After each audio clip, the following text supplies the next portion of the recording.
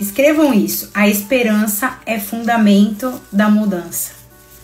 Onde não existe esperança e onde não existe nutrição dessa esperança, não existe mudança. Então, eu sei que muitos de vocês e muitas de vocês que estão aqui viveram ou estão vivendo situações difíceis. Estão vivendo conflitos internos profundos, estão vivendo dores emocionais profundas.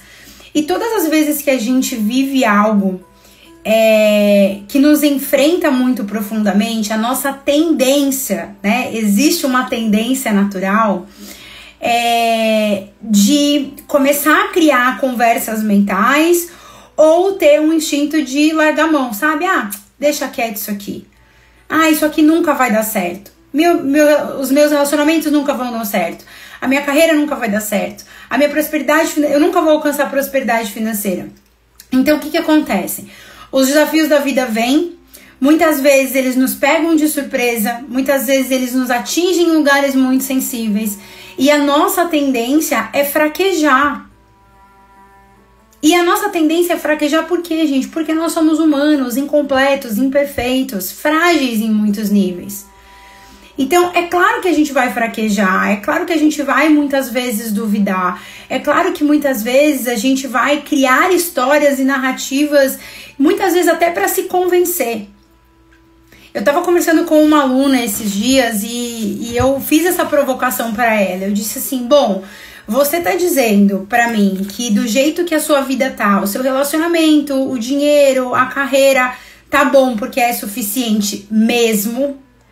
Ou porque encarar, assumir e se apropriar de um desejo maior te causa medo e para você não lidar com essa possível frustração, caso as coisas não sejam como você deseja, você tá diminuindo a tua expectativa. Você tá diminuindo a forma como você vê a vida. E eu quero trazer essa reflexão para vocês. Realmente, é claro que a gente pode, precisa, né, e deve tantas vezes olhar para nossa vida, reconhecer a suficiência, e depois um outro dia a gente vai fazer uma live sobre suficiência, mas como aquela suficiência que a gente, não que a gente tá resignado, sabe? Não é resignação. Reconhecer suficiência na vida não é resignação. Mas muitas vezes a gente fica se convencendo, muitas vezes a gente fica contando as mesmas historinhas. Ah, não, eu não quero crescer profissionalmente. Não, isso aqui tá bom. Ah, o relacionamento desse jeito tá bom. Não é porque tá bom. Porque dentro você sabe que não tá bom. Internamente você sabe que as coisas não vão bem. Mas você fica se contando essa história porque é difícil demais lidar com a realidade e muitas vezes com a frustração dos seus planos não saírem da forma como você imaginou. E aí o que acontece? Ao invés de colocar essa semente da esperança, que a esperança é fundamento da mudança, num solo onde essa semente pode florescer, a gente joga essa semente fora com medo dela não dar flores. Com medo dela não dar frutos. E aí olha muitas vezes pro canteirinho que você tem aí na tua vida e fala assim, ah, isso aqui tá bom, mas será que tá bom mesmo? Ou será que não é só a esperança que falta ser nutrida? De que pode melhorar? E a gente colocar, né, gente, essa perspectiva, e eu falo muito sobre isso, de que a vida pode melhorar, não é pra gente viver uma vida inteira sempre buscando algo mais pra nos preencher. Não é sobre isso. Definitivamente não é sobre isso. Não é pra preencher vazio nenhum. Mas é exatamente o contrário, para honrar tudo aquilo que nos foi dado. Então, todas as vezes que nós abraçamos essa desesperança, onde nada para mim vai dar certo, eu não acredito que as coisas vão dar certo, é melhor ficar do jeito que tá, sabe? Melhor um passarinho na mão do que dois voando. Essa perspectiva, ela é uma perspectiva que nos aprisiona de toda a vida que está disponível para nós, mas que nós não acessamos porque nós temos medo. Nós não acessamos porque muitas vezes é difícil viver com ousadia. Nós não acessamos porque a possibilidade do fracasso e da frustração nos imobiliza. E eu tenho percebido isso em vocês, muitas de vocês. o quanto que lidar com a possibilidade da vida não sair do jeito que você quer e tem te imobilizado, e você tem se convencido de que tá tudo bem. Só que não está. Não está tudo bem. Tá fazendo algum sentido isso pra vocês? E eu quis colocar aqui, gente, esperança ativa, porque a percepção que eu tenho é que as pessoas têm uma ideia equivocada a respeito de esperança, né? Como se fosse esperança é aquele lugar onde a gente espera, sabe assim, espera as coisas caírem no nosso colo, espera a vida melhorar sozinha, espera magicamente algo acontecer para destravar. É aquele negócio, o que eu faço para destravar a minha vida financeira? O que eu faço para destravar os meus relacionamentos? O que eu faço para destravar? Aí eu olho essa pessoa, ela tá abraçada na desesperança, ela jogou a semente dela fora. Ela diz que quer mudar, mas dentro dela fica passando num segundo plano uma historinha de que as coisas não vão melhorar. Esperança é fé ativa. Então, cadê o movimento? Cadê a atividade? Então, esperança não é você ficar sentada na sua casa, olhando para a janela, esperando o anjo Gabriel vir, descer e falar com você. Isso não é esperança. Isso é resignação. Então, e aí, mais uma vez, eu entendo que muitas vezes nós vivemos histórias difíceis que dão poucos elementos e dados de realidade de que a vida pode melhorar. Então, se, por exemplo, você viveu uma vida inteira de frustrações nos relacionamentos, é natural e esperado que dentro de você, na tua mente, rode uma historinha de que você não foi feita para viver um bom relacionamento. Talvez se você tenha vivido a sua vida inteira histórias de escassez financeira, pode ser que esteja rodando aí no segundo plano uma historinha de que você nasceu para ser pobre. Só que o ponto é, até quando você vai ficar se contando essa mesma história? Porque existe uma verdade. As histórias que você conta dentro da tua cabeça, elas guiam o seu olhar, elas guiam as suas emoções, elas guiam os seus padrões de resposta, elas guiam as suas relações e elas guiam necessariamente os ambientes onde você está. Então você pode dizer pra mim aqui que você quer mudar, só que se você tem escolhido permanecer nessas histórias, você está escolhendo não mudar. E é claro que você está escolhendo não mudar, porque existe uma série de episódios aí no teu histórico, no teu HD, que te trazem referências de que você não foi feita para determinadas coisas. E aí, gente, eu digo que tem uma passagem, eu não sei o tanto que você... Não sei se tem gente nova aqui. Se é nova aqui, me fala. Nem me apresentei nem nada, né, gente? Mas, bom, isso aqui eu acho que vai servir para alguém. Logo que eu comecei a minha jornada de reconexão com Deus, porque eu estive brigada com Deus durante um tempo, né? Eu dizia, na época mais difícil da minha vida, que eu até fiz um vídeo sobre isso, que tá no meu feed, que eu digo que todos nós temos um ano difícil. O meu ano difícil foi o ano de 2017. Foi o ano que eu dizia que assim, o mundo tinha caído na minha cabeça. Eu tava vivendo o resquício de um relacionamento de muito tempo, um relacionamento muito difícil.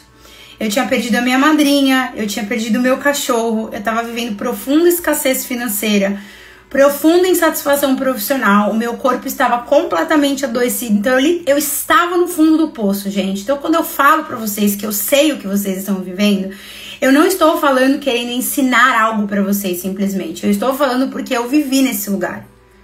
Eu lembro que tinha dias em 2017 que eu olhava em volta da minha vida e eu dizia, gente, será que a minha vida vai ser só isso? Será que vale a pena viver desse jeito? Será que não tem nenhuma área da minha vida que eu possa olhar e falar assim, isso aqui tá mais ou menos, isso aqui tá nota 6,5. Não tinha nenhuma área da minha vida que andava bem. Nenhuma, zero. Eu tinha um vazio muitíssimo profundo dentro de mim, um senso de insatisfação muito profundo. Eu lembro que nessa época, o meu pai brincava comigo, aquelas brincadeiras infelizes, né? Mas enfim, coitado. Ele dizia que a sensação que ele tinha é que tinha uma nuvenzinha assim em cima de mim, porque tudo acontecia comigo.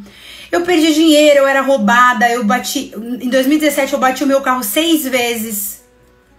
Então eu vivi tudo isso.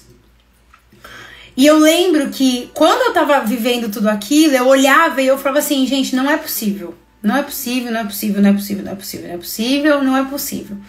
Só que ao mesmo tempo que eu vivia muitas situações difíceis, eu tinha um senso de indignação interna, que esse senso de indignação que fez com que eu me levantasse primeiro por dentro. E eu decretei naquele ano de 2017, eu falei, cara, custe o preço que for, o tempo que for, eu não vou ficar nesse lugar para sempre. Eu não vou viver essa realidade para sempre. E eu comecei uma busca. E essa busca passou, primeiro, por me compreender pessoalmente. Então eu fui atrás de autoconhecimento, eu fui estudar, eu mergulhei profundamente. Então às vezes as pessoas falam, qual foi a tua virada de chave? Gente, não teve virada de chave. A minha virada de chave foi o fundo do poço. Na hora que eu cheguei no fundo do poço, eu falei, bom, aqui eu tenho que virar a chave, porque daqui não dá pra passar. Pior do que tá, não fica. Então, a tua virada de chave, às vezes, é a tua vida em si. É a tua vida dizendo pra você, minha filha, se você não fizer algo de bom com a sua existência, as coisas não vão mudar. Então, não tem, sabe assim, um evento épico que aconteceu, a minha chave virou e todas as áreas da minha vida viraram 10/10. Isso é uma construção, gente, de 10 anos. 10 anos. Todos os dias. Diariamente. Então, a sua virada de chave precisa ser a sua vida. Olhe para a sua vida. As coisas vão bem? Se as coisas não vão bem, essa é a virada de chave que você precisa. E eu lembro que nessa jornada eu encontrei uma passagem no livro de João, que é o discípulo do amor, né? Que é João 10:10, em que Jesus diz, né? Que o ladrão vem senão para roubar, matar e destruir, mas eu vim para que tenham vida e a tenham em abundância. Eu me apropriei dessa passagem. E eu disse assim, bom, se ele veio para que eu tivesse vida e tivesse vida em abundância, isso que eu estou vivendo não é vida em abundância. Então tem algo que precisa acontecer. Tem algo que precisa mudar. E começa necessariamente dentro, gente. Então, se dentro de você existe uma esperança morta, se existe uma esperança passiva, se existe uma postura diante da vida onde você olha e você diz, isso não é pra mim, nada vai dar certo, não vai dar bom, o que em outras palavras você está dizendo é que essa promessa que tá lá, não sou eu que tô falando, tá lá. Você está se recusando a ela. Você está olhando para ela e você está dizendo, mas para mim não. E se você diz para mim não, como que a vida, como que Deus, como que as portas, como que algo pode mudar? Se você está dizendo não. E se a gente olha para a esperança, entende que esperança é fundamento da mudança e que esperança é uma fé ativa, ela nasce, ela cresce e ela frutifica exatamente onde não existem dados de realidade. Porque esperança quando tudo vai bem não é esperança, gente.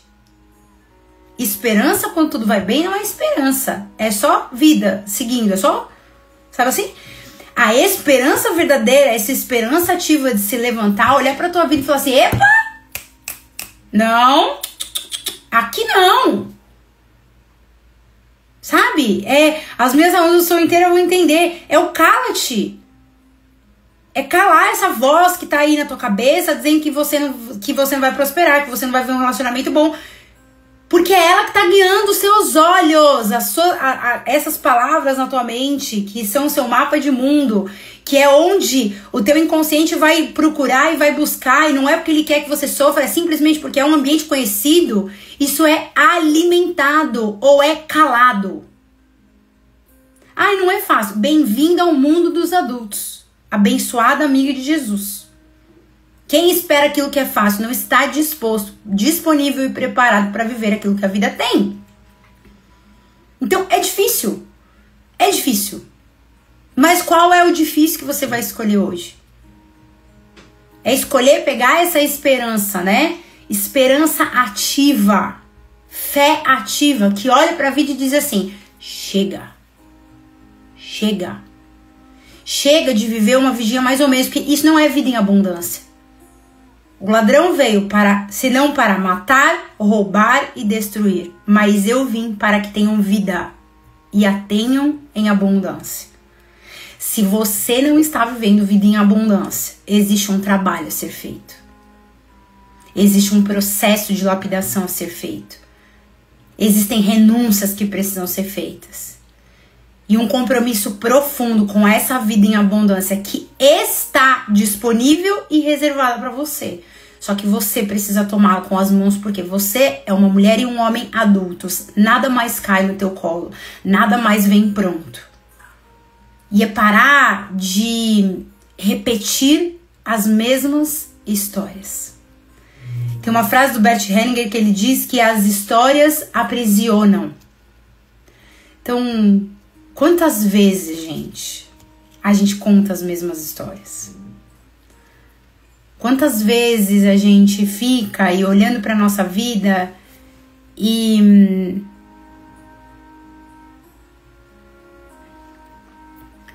voltando nas velhas referências?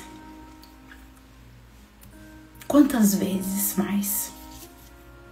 E até quando?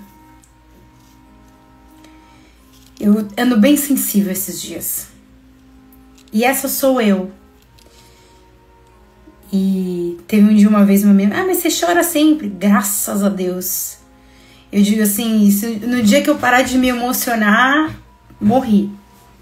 Enquanto vivas, emocionadas. Esses dias eu tenho me emocionado muito, sabe, gente? Eu tô vivendo um momento muito feliz da minha vida. Daqui a exatos 15 dias é o meu casamento. E a minha dor sempre foi uma dor de amor. A minha dor, ela sempre foi uma dor de desamparo. Desde muito nova, eu precisei fazer muitas coisas sozinha. E não porque minha mãe não estivesse ali, porque ela sempre esteve e está.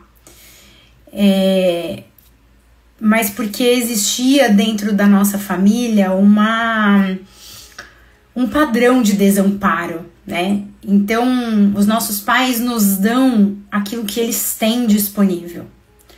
Os nossos pais nos dão aquilo que eles receberam. Então, se os nossos pais não receberam em abundância amor, amparo, segurança, proteção, direcionamento, palavras de afirmação, confiança, eles não podem nos dar. E não é porque eles não querem, não é porque eles não gostam de nós, não é porque nós não somos importantes, mas é simplesmente porque talvez eles nunca tenham recebido. E eu vivi um pouco dessa dimensão. Eu vivi um pouco dessa dimensão de um desamparo. E um desamparo nesse amor, onde a criança se sente validada, onde a criança se sente verdadeiramente amada, onde ela sente que ela tem os olhos e o coração dos pais disponíveis. E isso fez com que, na minha vida adulta, eu erguesse um muro, que era um muro contra o desamparo. Então, esse muro eu construí ao longo da minha vida através de uma postura rígida, através de uma necessidade tremenda de controle, através de uma postura muito codependente, onde eu pautei grande parte das minhas relações pessoais, afetivas e etc. naquilo que eu fazia. Então, quanto mais eu fazia para o outro, mais eu me sentia, entre aspas, segura, porque fazer algo para o outro trazia uma falsa ideia de que a pessoa continuaria ali. Então, eu construí esse muro contra o desamparo com muito suor e lágrimas. E com muito esforço. Então, dentro do meu mundo interno, eu tinha poucos registros de um amor seguro.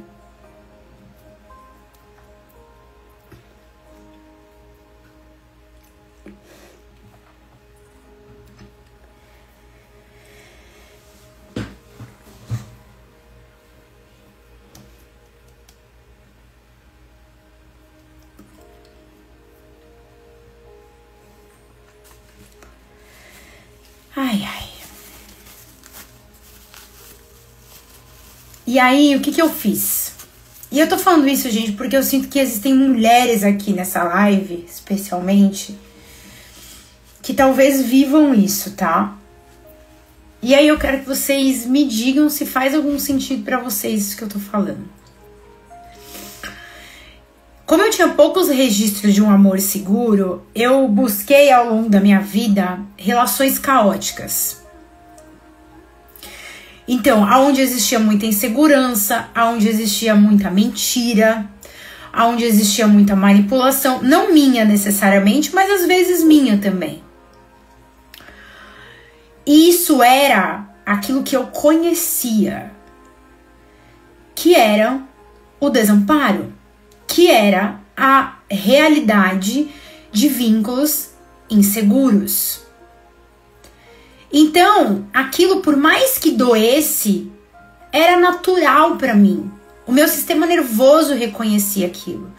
As minhas representações internas reconheciam aquilo. Os meus padrões familiares diziam, sim, é isso aqui que a gente vive. Essa é a forma como nós configuramos as nossas relações. Então, eu nunca tinha tido uma experiência de um amor seguro. Eu nunca tinha construído uma relação onde existia vínculo seguro, onde existia comunicação saudável, onde existia confiança.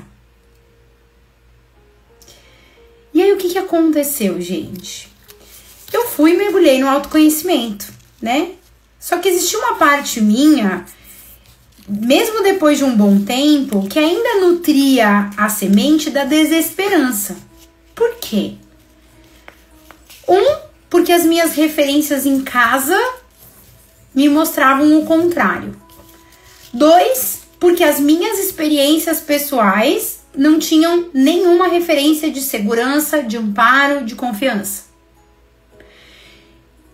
E 3, porque os meus olhos eles não estavam treinados para ver que era possível viver uma relação saudável, que era possível viver uma rotina em paz, que o caos não precisava imperar, que eu não precisava me defender, que eu não precisava estar sempre na defensiva, que eu não precisava antever todos os problemas. Eu precisei aprender tudo isso.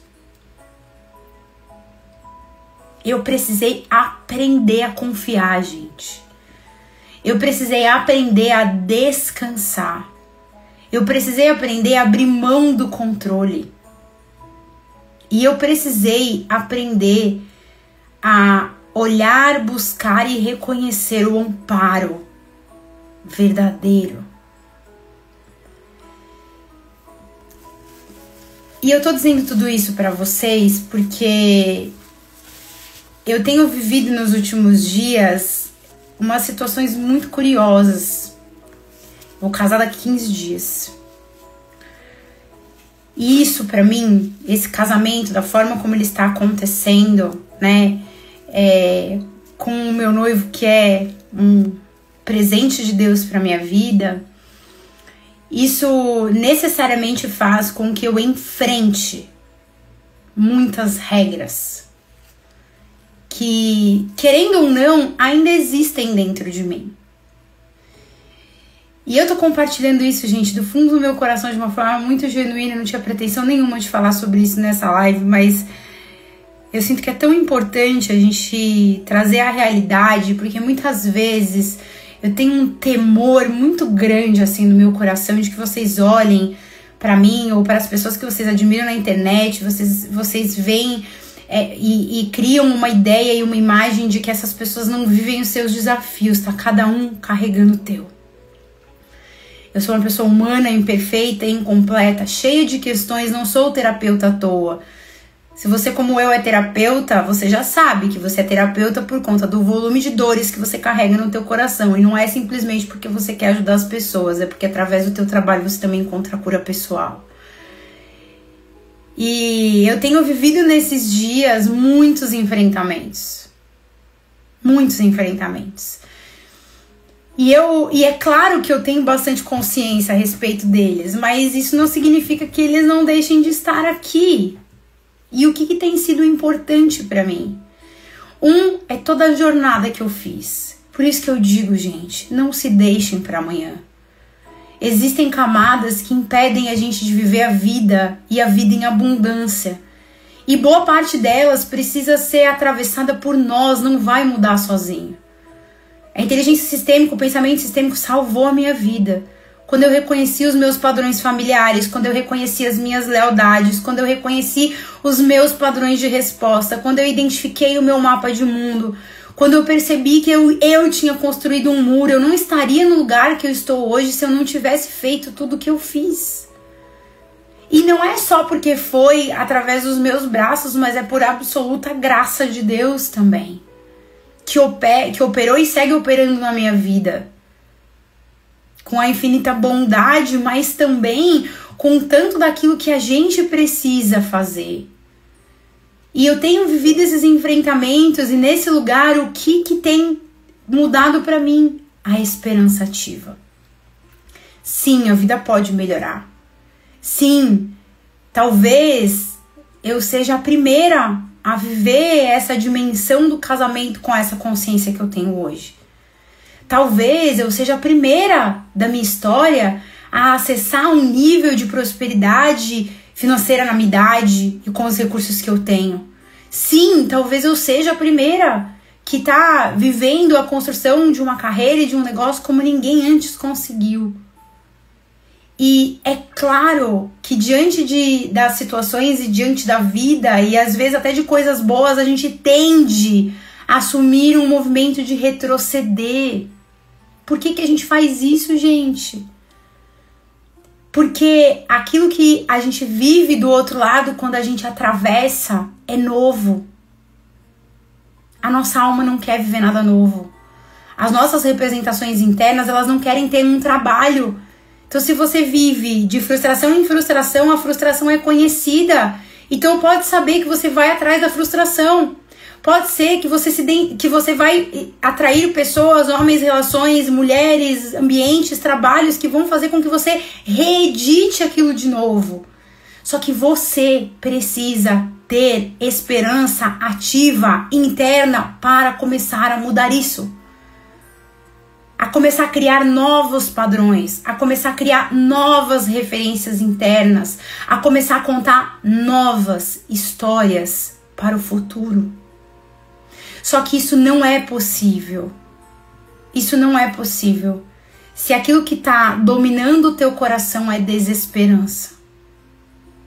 Se aquilo que está dominando o teu coração são as histórias antigas. Faz algum sentido isso para vocês, gente? E eu precisei lembrar dessa passagem de João 10:10 essa semana. E que sim, é possível. Todas essas coisas que você tá vivendo melhorarem, não vai ser mágica, não vai ser do dia pra noite. Começa com você, começa aqui e começa agora. E começa com você decidindo e se comprometendo parar de contar as mesmas histórias daqui pra frente. Se levantar por dentro. Olhar como uma mulher e como um homem adultos para a sua vida, para suas questões, para os seus desafios, abrindo mão, sabe? De nada vai dar certo para mim, vai dar certo sim. Vai dar certo sim. É possível, gente, fazer isso? Vocês acham que é possível fazer isso? Talvez essa minha missão atual aqui com vocês seja devolver a semente da esperança, sabe? Devolver essa semente. Eu sei que muitas aqui estão desiludidas, eu sei que muitas aqui estão cansadas, eu sei que muitas aqui estão frustradas, já tentaram uma porção de coisas, já caíram e levantaram uma porção de coisas, de vezes. Eu já estive aí também, mas a vida melhora. Vamos ouvir com o coração? Vamos lá. A esperança está voltada para frente, para o futuro. Está unida ao desejo de que passe ou melhore algo do presente. Assim, ela também se afasta de algo. Quando o presente nos oprime, por exemplo, com uma doença grave, a esperança de melhora nos encoraja e alivia o peso do presente.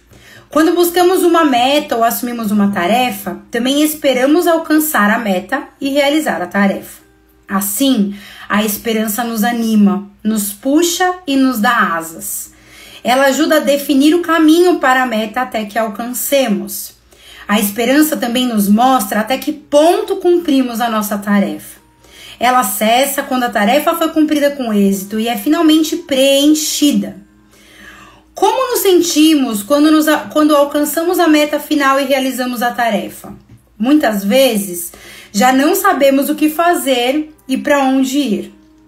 Esperamos, pois, uma nova meta, um novo trabalho, um novo desafio, uma nova esperança. Por isso, a esperança não cessa enquanto vivemos.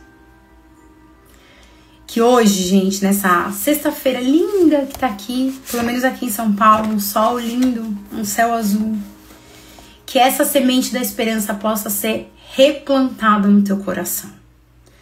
E que talvez tudo aquilo que você esteja vivendo hoje seja o solo do testemunho que essa semente vai gerar na sua vida. E que nada na nossa vida tá aqui pra fazer a gente sofrer.